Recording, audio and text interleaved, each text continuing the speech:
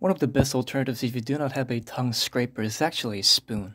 But most spoons would barely have one edge to scrape anything, as all the raw edges are rounded during manufacture, therefore must be sharpened to properly function as a tongue scraper.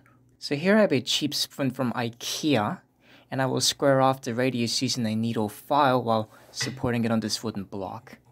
I will only sharpen 1/3 from the tip, as this is practically the only part we will utilize for scraping. Place the edge flat and square to the block and just lightly touch with the file, following the curvature of the spoon from inside out. Most spoons are made of 304 stainless steel, so go slowly and gently as this alloy is tough and hard to work with. And please do not try this with silver spoon or anything of value. When a sharp edge could be felt all the way around the circumference of the spoon, lightly deburr the outside edge with either using file or sandpaper. I'm just slightly touching it with a diamond file here, but never touch the inside edge.